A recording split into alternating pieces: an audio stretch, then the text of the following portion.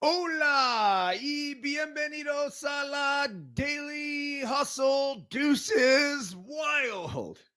Noah Abate por No Filter Network. Will the Thrill not with us this morning. Miguelito San Dieguito not with us this morning. Henry Markin not with us this morning. Giuseppe Pepe Manuele not with us this morning. But John Davis, I see you on here, motherfucker. So a very pleasant good morning to you, and let's salute our boys properly. Yes, yes, yes, yes, yes, yes, yes. Woo! A very pleasant good morning on the 4th day of December 2023. Let's not forget our title sponsor that make this program possible, Bet Online. That's right. The holiday season is often rolling with NFL in full stride and the NBA and NHL hitting midseason form. Bet Online is your number one destination for all of your sports wagering info with up-to-the-minute wagering news, odds, trends, and predictions. Bet Online is the top spot for everything pro and amateur sports and is not just a Big Four. BetOnline has info available at your fingertips with both desktop and mobile access at any time for almost any sport that's played. From MMA to international soccer to underwater basket weaving, BetOnline is your destination. Don't forget to go to BetOnline today and remember to use our promo code BLEAV, capital B, LEAV, for your 50% off welcome bonus on your first deposit. Bet Online, where the game starts. Also, let's not forget about our partners at KT Tape. That's right. Give yourself some of the Pro Oxygen Tape by hitting the QR code in the upper right-hand corner, my left-hand corner, somewhere up there.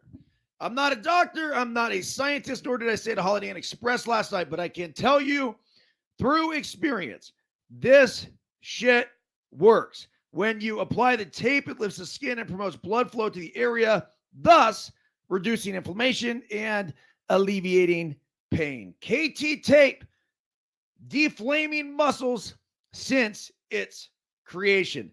And lastly, to focus for the show, I got myself a shot of Verge. Hold on a second because that one's empty. Here we go. We got a full one now. It is a little lemon. It is a little ginger, a little cannabis. Not exactly sure how or why it works, but talk about getting me dialed in for the show for the rest of the day. And it is incredibly soothing on my throat, which helps after all of the tequila that I drank on Saturday night out in Fresno, or Clovis, I should say, with the Climbers and the Matoyans and just awesome group of people. So salute to everybody there, and go see our guy Jory over at tryverge.com. That's where you can get this shot of life. That is legit, and I'm not messing around. Okay, today's Daily Hustle. Buenos dias. Today is Monday, December 4th, 2023, and it just so happens to be National Dice Day. So let's celebrate these ancient gaming tools. I saw that, but that was a description of what dice are in the, I don't know, wherever I looked up that it was National Dice Day. They call them ancient gaming tools. It's just fucking beautiful. And let's get after a little craps.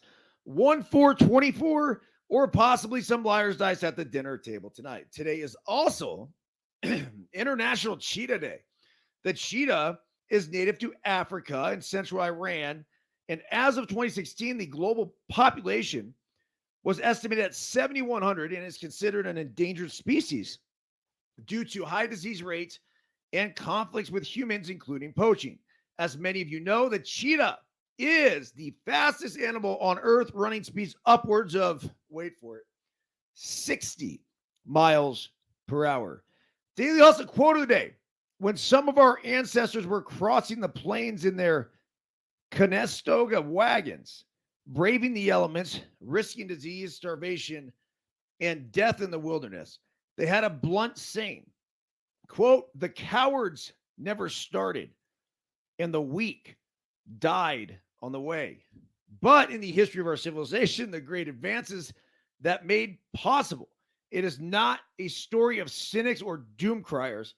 It is a gallant chronicle of optimists that determined people, men and women who dream great dreams and dare to try whatever it takes to make those dreams come true. End quote. Ronald Reagan. Daily Hustle translation: in life, if we so choose to push boundaries and chase dreams, we must meticulously plan out our journey and properly prepare for whatever harsh elements and potential inherent risks we may encounter. There will always be naysayers and critics. These condescending fuckos will talk shit, but it's imperative that we remember they are and must be viewed as completely irrelevant do-nothings. The adventures we choose are certainly not for everyone, but regardless, it's important to remain and display eternal optimism while asking ourselves what dreams we chase and actions we can take to help advance our American society and positively impact our world. EB. So there is today's Daily Hustle. You got to love getting a Ronald Reagan quote in there. A lot happening to recap the weekend. The game yesterday between the 49ers and the Philadelphia Eagles, I watched on my iPad as we were driving back from the Central Valley. And the tale of really one quarter and then three others, because the Niners had a tough time getting it going. But if you follow this team and you've seen what they're capable of, you had to believe that it was just a matter of time. And I know I did. Now, was I a little concerned after it was 6-0 and it felt like 1,000-0 after the first quarter? Yeah, sure. But at the same time, what they've done really well through the course of the season, or this group has, like, they'll make adjustments. And not every drive is perfect. But I just had this feeling that the better team would prevail, and they fucking did. And they did it with a vengeance. They did it with an attitude. They did it in a way that basically put up the double middle finger to Philly and said, you know what? We're the best team, motherfuckers. They don't care. They also proved, and I love this about them, that they will stand up to anybody. They will not be bullied. They don't give a shit about going into Philadelphia. They really had a huge statement to make, in my opinion, because what happened in that NFC Championship game was rough. And I get it that they lost Brock Purdy right away, and then the game was over at that point. But the other huge thing about this, and this is really determine who ends up going to the Super Bowl, is who has home field advantage. Because the Eagles now have 2 losses. The Niners have 3. And of course, the Dallas Cowboys have 3. So this is going to be a fight for home field all the way down the stretch, meaning that every single game is critically important. I would believe that the Niners would most likely still be favored, even if they had to go into Dallas. We obviously saw that they were favored going into Philadelphia. So they are the front runners statistically right now, as far as the odds to win the Super Bowl. That doesn't mean shit. I also don't want to come on here this morning and gloat. There's no room for that. There's no time for that. This isn't going to be an I told you so sort of daily hustle when I suggested potentially taking the alternative line of 17.5 and that the Niners could cover it. We also suggested, both Henry Markin and I, that you back up the truck, you empty your bank account, you go ahead and take whatever money you've saved for your kids' college tuition, and you put it on the Niners. That's how confident we were. I suggested a money line. Felt like that was going to be the best play.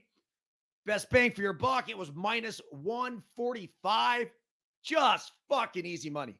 Oh, jeez. I mean, they might as well have gone ahead and just stood out in front of the bank and just any takers?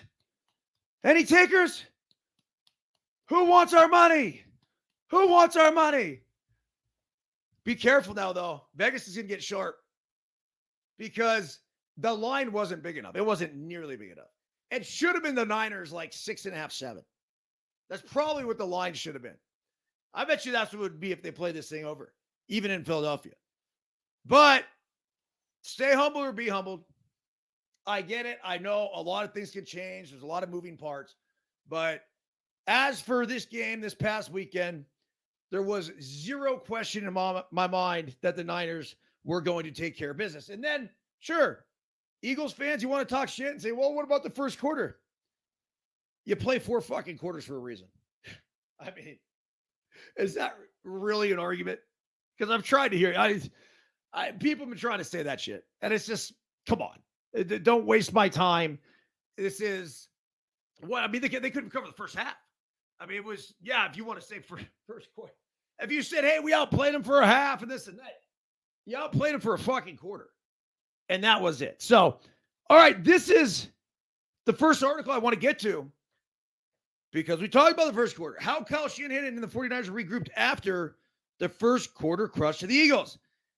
He had spent 10 days methodically preparing his team for the moment and 10 and a half months swallowing hard and taking grief from self-appointed schematic gurus.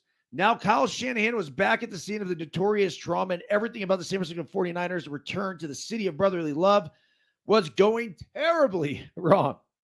Just as it had in late January, the NFC Championship game, the 49ers Sunday at Lincoln Financial Field was developing into an inexplicable mess before they knew what hit them. This time, with a minute remaining in the first quarter, the Niners had been signed for a two 12-play drives by the Philadelphia Eagles offense while summoning only a pair of meek 3-and-outs on their end. How ghastly was it? San Francisco gained a total of minus 6 yards. Brock Purdy on the field, where he'd suffered a career-threatening injury in January, was 0 for 4 with a sack. That came courtesy of an old friend, Hassan Reddick, the guy Shanahan dared to block with a backup tight end last January, who was seemingly in Purdy's face on every snap. It was 6-0 Eagles, but it felt like 100 zip. It did. As 69,879 fans at the Link, I like that nickname, roared for more, and 49ers fans everywhere got that sick, sinking feeling once again. Shanahan, for a few seconds, got caught up in the stress too. He and several of his assistant coaches got intense on the headset, raising their voices and addressing the urgency of the situation. Oh. Then the head coach took a deep breath, steeled himself, and coolly reminded his position coaches, just calm down, everyone. We're good. As Shanahan recalled, more than an hour after the game, as he dressed in the visiting head coach's locker room, you got to remind yourself and the whole team, like I know the feeling we have right now is probably the same that people have watching it. But the bottom line is that it's 6-0.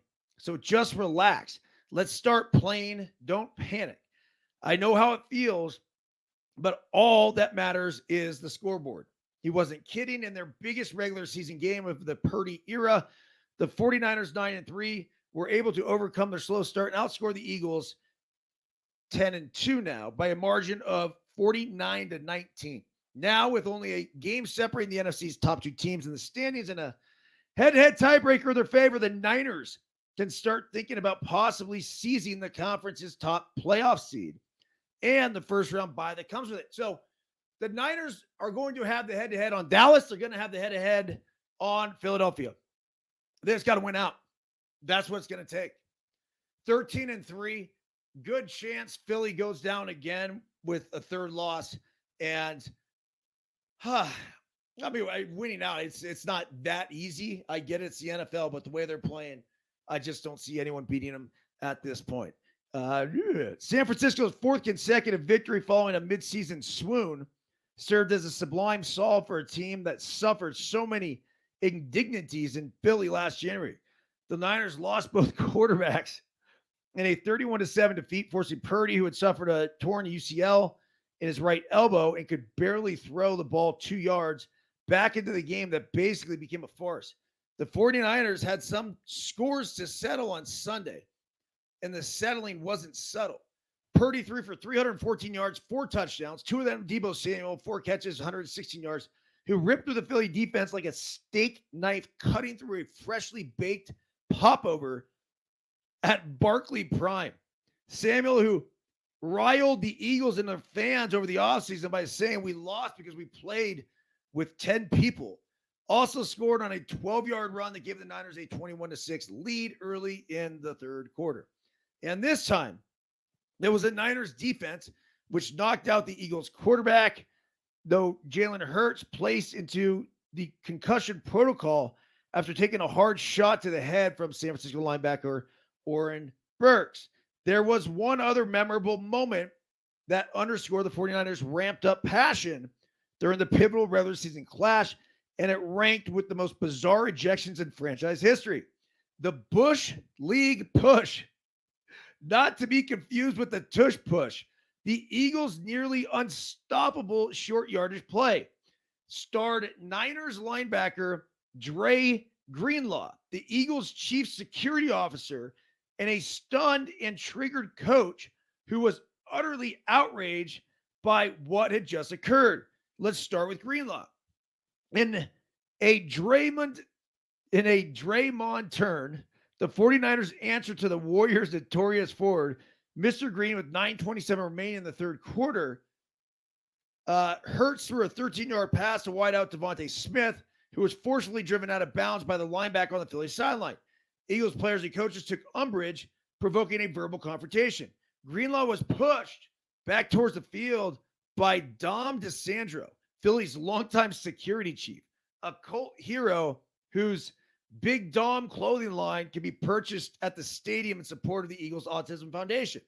Greenlaw reached out to his left arm and grazed DeSandro's face with his finger, earning an ejection. Eventually, DeSandro, who also sent off for his role in the fracas, after a video review of the league headquarters, which officials are allowed to enlist in such situations, leaving the field to a hero's reception.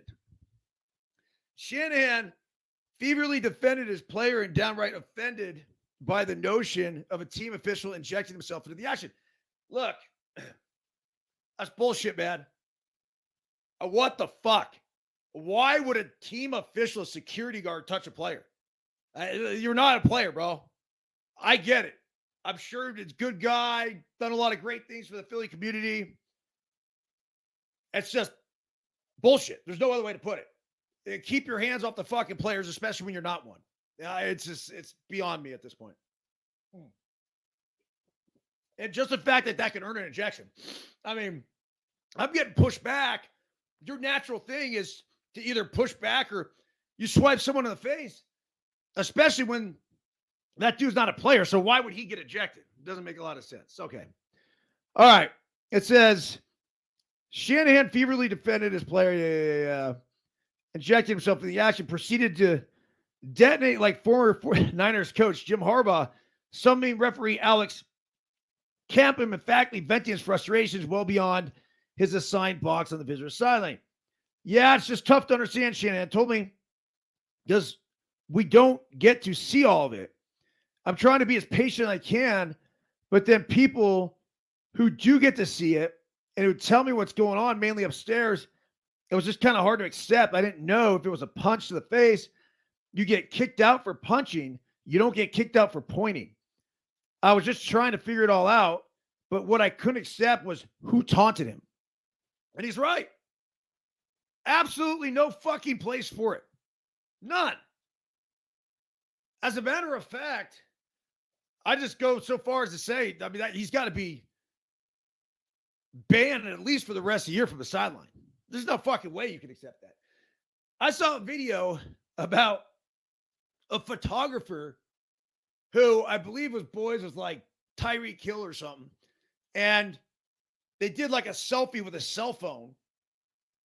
And because he gave him the cell phone, and it wasn't even given him, it was like Tyreek took it out of his hand and took the picture or whatever it was. That photographer now had his pass pulled for the rest of the year. If that's going to happen, I'd be shocked, absolutely shocked, if this guy's back anytime soon. Okay. As the situation escalated, Greenlaw also appeared to get a verbal lashing from Eagles coach Nick Sirianni, whose eagerness to embrace the Philly persona has caused many Niners players to regard him as fake tough guy. I like that. Sirianni tried to make it right with Shanahan after the game, telling him he regretted the way the incident had gone down. I know they felt bad about it, Shanahan said in the dressing room as his son Carter and the Niners general manager John Lynch waited for him to put his shoes on and get the hell out of Philly. But when we lose one of our best players, he's getting into it with someone who's not involved in the game. That was kind of hard to accept at the time. But you've got to accept it and move on. Accept it and move on. That's what Reddick, who last Sunday told KYW news reporter, talk is cheap, and legions of Eagles fans have been telling 49ers to do since the solemn Sunday at the link last January. That free advice reached its expiration date on Sunday at approximately 7:15 p.m. Eastern time as Samuel caught a screen from Purdy and raced 46 yards down the middle of the Eagles defense for a "how do you like us now" touchdown. Now it's the Eagles who will have to find a way to look past the humbling result and regroup. There could well be a third act to the passion play come January. If that happens, you can bet both teams will bring it. Forgive the Niners in their current mentality, bring it on. After Sunday, they know who they are and what they're capable of. And that, as calm as their head coach can be during times of stress, Shanahan will have their back when they are under attack. Great article by Mike Silver. All right. Look, once again, that's bullshit. Don't fucking touch our player. And there's no way a Niners player should be kicked out because he was getting taunted by the Eagles security guy. It's just garbage. It's an embarrassment to the NFL. It's an embarrassment to the Eagles. It's an embarrassment to the officials. It's just stupid. There's really no other way to put this. Now, as far as the Eagles and the 49ers are concerned, this is a fucking rivalry. It is on. Now, you kind of had a feeling it was going to be that way, but you didn't know. But there's been a lot of shit talking back and forth. And now, here are the 49ers that go into their house and beat the bricks off of them. How do you like me now is exactly what they should be saying. But, lest I remind everybody, this isn't the end-all be-all for this season. I don't know if these two teams match up again. They may. They may not. I'm not sure if the Eagles are good enough. Seriously. I just don't know. I'm not sure if the Eagles will get past whoever they have to play in the playoffs in the first round. So, we'll see. But, hey, maybe they run the table, and maybe they're the ones that end up having home field advantage, and the Niners got to go back there. Still not going to change my mind that when healthy, the Niners are a much better football team. Much, much better football team. And look, I got a lot of respect for the city of Philadelphia. What they have done as a sports city is pretty cool. The way they got behind Trey Turner, from all the boos to the cheers. The Phillies fans are fantastic. The Eagles fans are, I'd say, probably a little more rough around the edges. There was a video surfacing around the internet of 49ers fans sitting there just getting absolutely fucking bombarded with snowballs. Hey, it's all somewhat in good fun. I don't mind it so long as it's not dangerous and they're not throwing bottles. I'm sure it was something that started out kind of tongue in cheek. And did it go over the top? You guys got to see the fucking video. I mean, of course, it was way over the top. But I'm not even going to get super mad at them for that. The bullshit that happened on the sideline, if I'm the Niners or a Niners fan, that pisses me off. Really, really pisses me off. So between all of that and this tough guy mentality, Sirianni doing his thing, and then after the game being all apologetic. Look, dude, one or the other. One or the fucking other. Because apparently last weekend, he walked over to the Buffalo Bills locker room because he didn't see Sean McDermott after the game that they had against the Bills. And it was sort of this big production of him walking over there, I think, with one of the Eagles owners and shaking his hand. And good guy, good gesture. Dude, save that shit. Get the fuck out of my locker room. That's how I would have felt. But I don't know. I'm a competitor. Maybe the whole thing's getting the best of me. Now, and I'm a Niners fan and I'm a Bills fan. So it was fun to see the Niners take care of business. The Bills should have beat that team by 3 fucking touchdowns. They 1,000% let them back into the game. What? I mean, it's just, we kept shooting ourselves in the foot. I mean, even if our kicker just made the fucking field goals, it wouldn't have gone to overtime. I mean, game would have been a foregone conclusion. So, nonetheless, this has gotten me excited about the NFL, though. I think this is really, really good for the game of football. So, with that victory, Brock Purdy is now the favorite to win the MVP. And the Niners are the favorites to win the Super Bowl. This is wild. Since the San Francisco 49ers have separated themselves from the pack as the betting favorites to win the Super Bowl, and their quarterback, Brock Purdy, now sits atop the odds for the league MVP. The 49ers, in their impressive road win over the Philadelphia Eagles on Sunday, moved to 3-1. 3-1 odds to win the Super Bowl at ESPN Bet, the shortest odds for the big game that any team has had all season. The 49ers, Chiefs, and Eagles had been co-favorites last week, but odds makers believe San Francisco is clearly the team to beat. Other than the first quarter, they look dominant. Adam Paul, an assistant director of trading for Caesars Sportsbook, said of the 49ers, it wasn't even close. They cemented themselves as of now as the best team in the league. Purdy passed for 314 yards and 4 touchdowns against the Eagles, outplayed Philadelphia quarterback Jalen Hurts, who had been the MVP favorite. Purdy entered Sunday at 9-1 odds to win the NFL regular season MVP behind 4 other players. When the odds reopened Monday at ESPN Bet, Purdy was a favorite at 3-1. He began the season as around a 45-1 to win the award and attracted significant betting interest. Purdy winning the award is the worst case scenario for the house in Caesars Sportsbook MVP odds. Oh, that'd be great if big cock Brock just stuck it to the casinos. Wow. Dallas Cowboys quarterback Dak Prescott is right on Purdy's heels. His odds are plus 325, followed by Jalen Hurts at plus 350. Kansas City Chiefs quarterback Patrick Mahomes is 6-1. And Ravens quarterback Lamar Jackson 7-1, with Tua at 9-1. This is what you get. Because all the talking heads out there won't even fucking mention Brock Purdy. And so the sports books, I feel like, had a bias towards Dak Prescott and Jalen Hurts and Patrick Mahomes. Yet, all you had to do was look at the fucking numbers. He's leading the league in almost everything, including the number one statistic that I would say matters when it comes to quarterbacks. It's kind of like war in baseball. It's QBR. So when you have someone that's been that good, that's been that efficient, that's on the best team in fucking football, yeah, that right there is your MVP.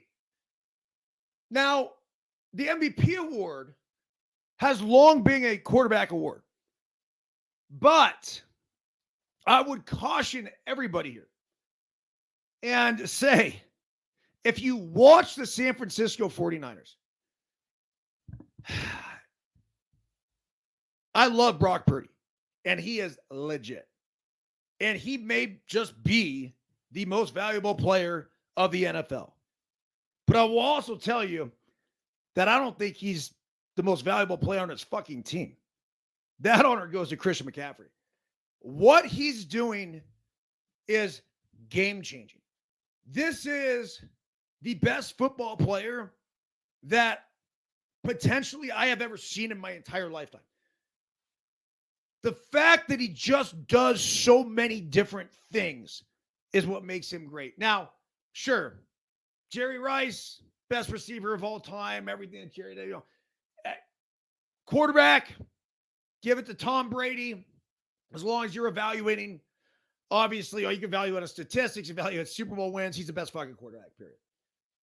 You go to the running back. I mentioned this on Friday. It's Barry Sanders, the greatest running back I've ever seen. Now, greatest athlete in the history of the NFL was Bo fucking Jackson. So there's all these different categories. Well, I would say that Christian McCaffrey is the best football player in the NFL right now. And he might be one of the best ever, period. So with all of that, it'll be interesting to see if he could even get his name into the conversation for MVP for the season. Now, as far as the Niners are concerned, they become the favorites at 3-1. Like last week, I'm going to tell you guys, go do yourselves a favor. The odds are only going to shrink from here. This team's not losing. Now, the only way it could get hung up, and it's a possibility, is if they deal with injuries. That's it. That's the only way I could see any other team on a neutral site field beating them. And so if they went out, and so long as Philly loses one more fucking game, they're going to be playing in San Francisco. They're not losing. And then you're going to go to Vegas, where their season actually started with a preseason tilt against the Raiders. And I don't give a fuck who they play. Miami, Kansas City, Buffalo. And I'm a Bills fan. Niners are going to be tough to beat. And they're going to be the heavy favorites. So hop on them right now. They're at plus 300. The Chiefs. And so this also will tell you, right, because there's a huge gap. The Chiefs are the next team on here. And if you watched them play last night, do yourself a favor. And if you could short the Chiefs, if you could bet against the Chiefs, do it. This team is not a fucking Super Bowl team. They're just not. There's no chance. The Dolphins are the team to beat in the American League. But the Chiefs are at plus 550. The Eagles are at plus 550. That's what I think about them. The Ravens, that could be a scary one. Yeah. The Ravens at plus 650 could be really difficult to contend with. John Harbaugh has got the Ravens playing really good football. But the next best value here when it comes to winning the Super Bowl is the Miami Dolphins at plus 750. I think we're looking at a 1984 rematch between the San Francisco 49ers and the Miami Dolphins in Vegas. Now, the last one was at Stanford Stadium in Palo Alto. I did not go to the game, but I did go to pregame festivities. I was like 8 years old, bumping around Stanford Stadium, just all jacked up. So I didn't go inside. Somehow I couldn't get a ticket. But I was rolling around outside the stadium. What a cool experience that was. So if I were to have to predict the Super Bowl right now, that would be it. And also, if I would have to predict the outcome, it's going to be pretty similar to what happened at Stanford Stadium. That was a fucking 49ers rout. So Here we are playing Nostradamus again on the Daily Hustle. The the Cowboys at plus 900. Wow. So they do not have faith in the Cowboys getting out of the NFC. Cowboys and Niners are the two best teams. Two best teams by far in the NFC. Eagles maybe a distant third. The Jaguars are a plus 1,300. I don't know. I think the Lions are better than the Eagles. I'm serious. They're plus 1,500. That might be a good value. The Bills are plus 4,000. Well, fuck off. That's because we don't know if they're going to make the playoffs. That'd be the next best one to bet on. The Bills at 40-1 odds and the Niners at 3-1. The only question is, will they find their way into the postseason? The Texans are plus 6,000. I like them. They're not winning the Super Bowl. Falcons, 7,500. Browns, Packers, Colts, Broncos. They'll just wipe these teams off. They're done. Done. So it's pretty crazy to see how those odds have changed in such a short period of time. But, the Vegas odds makers, all you had to do was look at the numbers before and looked at Purdy's numbers from last year. So you shouldn't have listed him at 45-1 when you knew the Niners were going to be good and he was going to be the quarterback. Like, those are crazy, crazy odds. That's on you guys. And then now, even as of like 2-3 weeks ago, when his name wasn't even in the conversation because the Niners were losing, well, you had to figure they'd figure out a way to right the ship. And if they did, it was going to be because of Brock Purdy. All right. The next article we got here. I'm not going to get it. I have a whole thing. It was a Wall Street Journal article about Christian McCaffrey and about the running back position. We're going to discuss that tomorrow on the Daily Hustle, but we cannot and will not end this show without going over the fact that Florida State and Georgia got absolutely fucked. There is no other way to put it. The CFP Anger Index unpacking the outrage of the Florida State and Georgia snub. Okay. Obviously, Florida State runs the table. They go 13-0.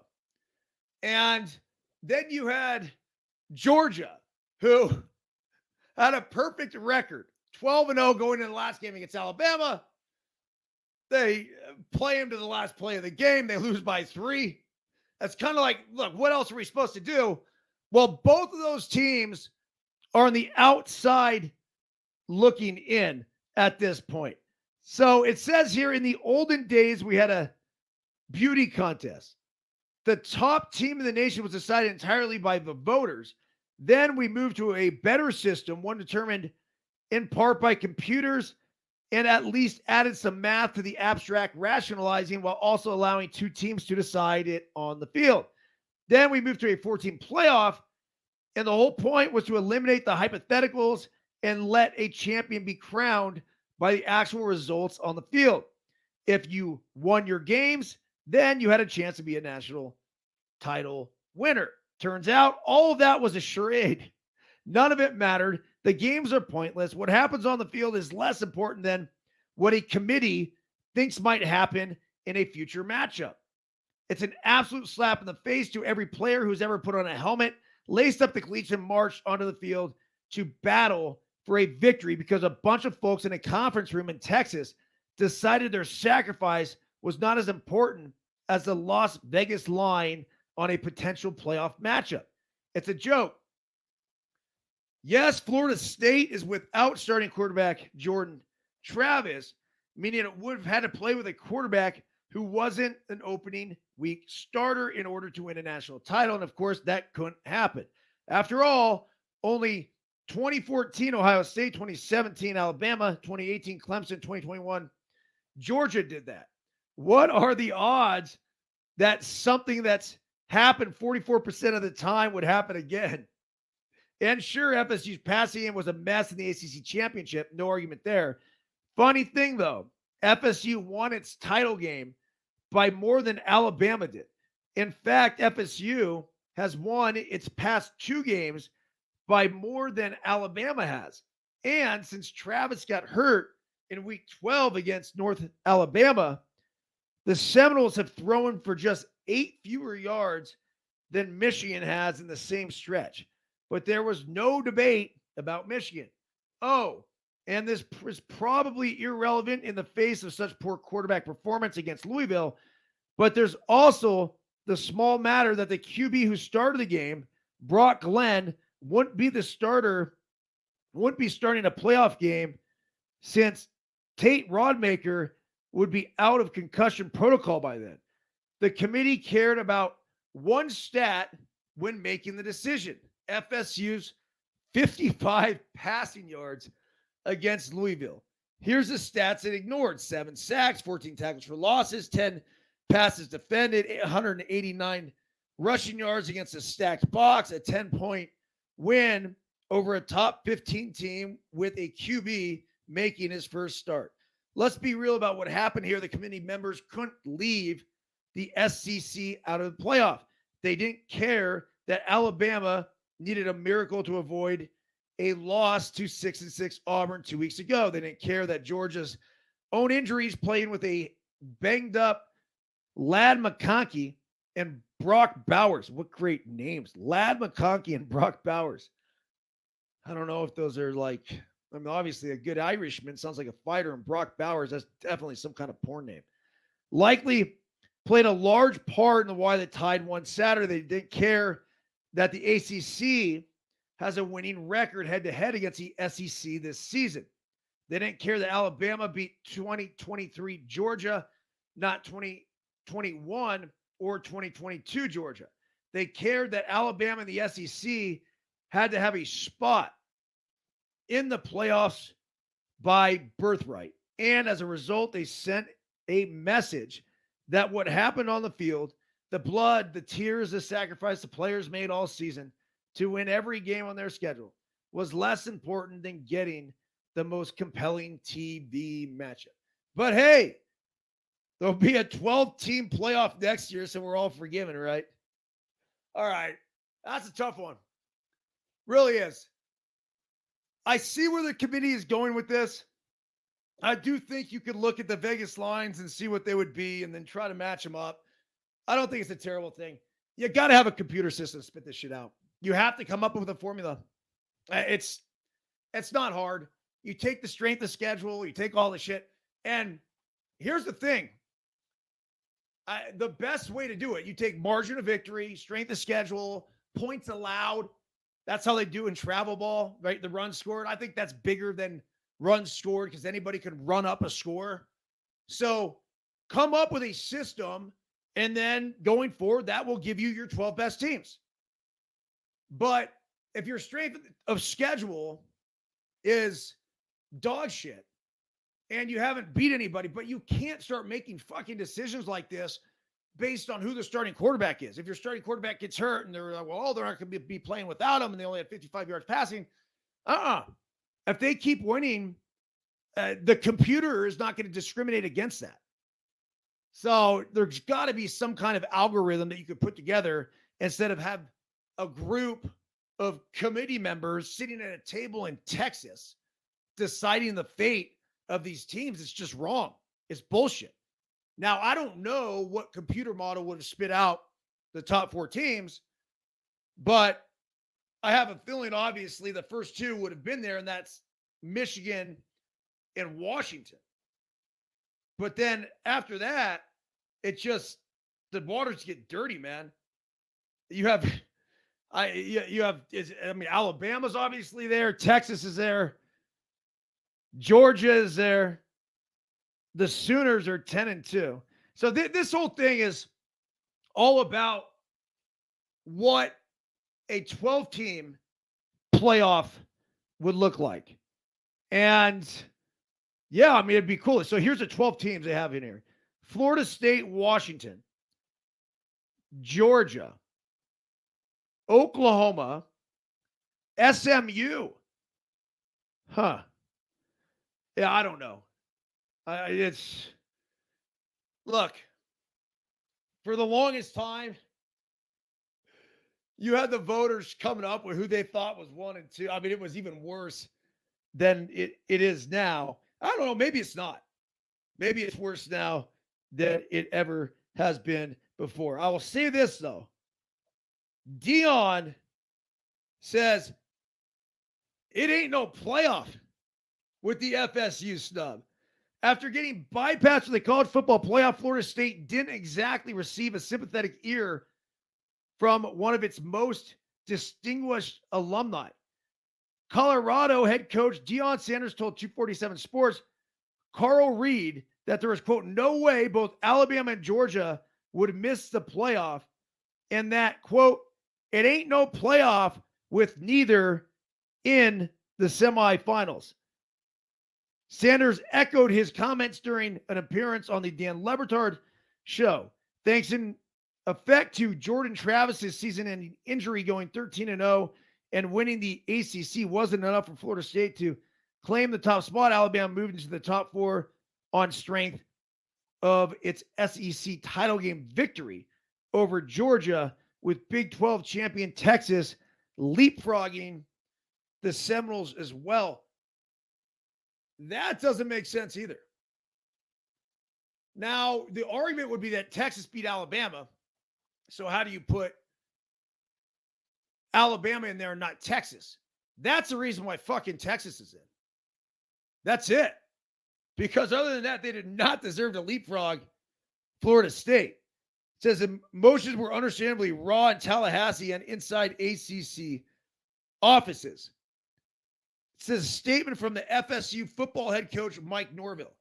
I'm disgusted and infuriated with the committee's decision today to have what was earned on the field taken away because of a small group of people who decided they knew better than the results of the game. What is the point of playing games? Do you tell players it's okay to quit if someone goes down? Do you not play a senior on senior day for fear of injury? Where is the motivation to scheduling challenging non-conference games? We are not only an undefeated P5 conference champion, but we also played 2 P5 non-conference games away from home and won both of them.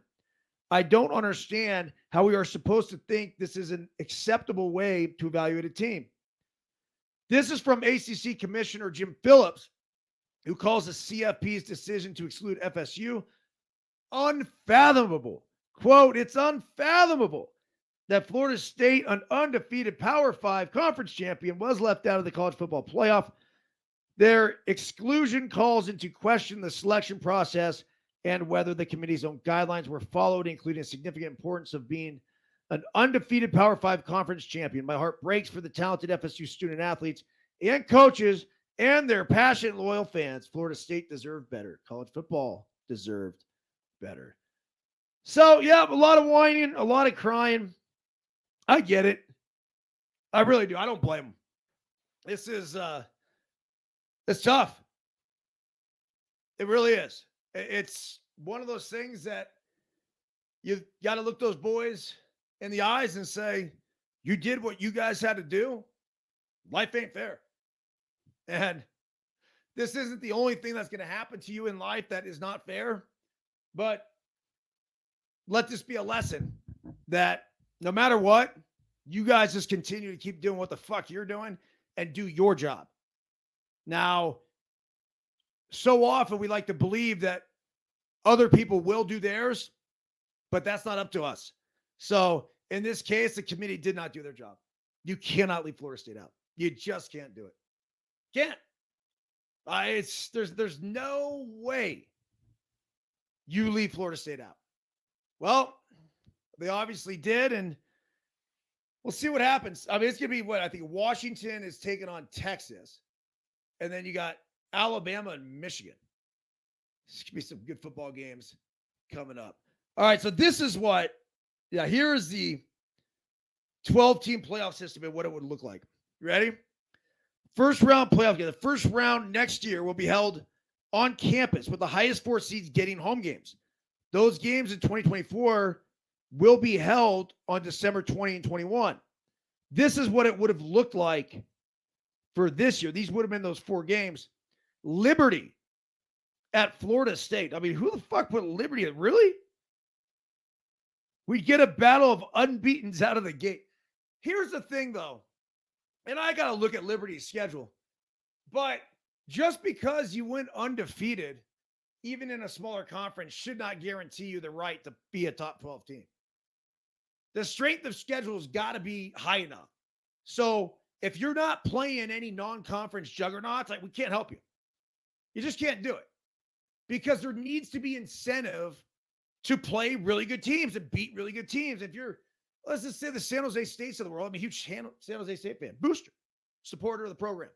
Well, if San Jose State ever really wants to get their name to the conversation as potentially being a national powerhouse or a team that could get invited to the Final 12, your non-conference games need to be who? They need to be fucking USC. They need to be UCLA. They need to be Michigan. So they went this year. I don't know if it was Ohio State they played. I know they played SC, but they start off like 1-5. But if you're one of these smaller schools and you want to try to get in here, you better go dance with the big boys. They have number 11 Mississippi against number 6 Georgia, number 10 Penn State versus number 7 Ohio State, number 9 Missouri at number 8 Oregon. And then the playoff quarterfinals, it says the games will play host to the final 8 teams. So after the first round, you got 8, right? 2024 season schedule has a Fiesta Bowl being played December 31st. The Peach, Rose, and Sugar will be held January 1st. So this is what it would have looked like. Oregon, Missouri winner versus number 1 Michigan. Ohio State, Penn State winner versus number 2 Washington. Georgia, Mississippi winner against number 3 Texas. And Florida State Liberty winner against number 4 Alabama. The playoff semifinal schedule. The semifinals will be held at Orange Bowl on January 9th and the Cotton Bowl January 10th. Oregon or Missouri or Michigan versus Florida State, Liberty, or Alabama. Ohio State, Penn State, or Washington against Georgia or Mississippi or Texas. And then the playoff championship is going to be held January 20th in Atlanta and feature the semifinal winners. So there you go. Feel bad for Florida State. Onward, upward. Great season, boys. They also got a big bowl game to play too, so you got to try to stay motivated for that. Great long daily hustle. Had no intention of going this long, but obviously there was a lot to talk about over the weekend. Back tomorrow, and we should have a new episode of Deuces Wild tomorrow night as well. So everyone have a fantastic day, and we will see ya. Mañana AM. Hasta luego.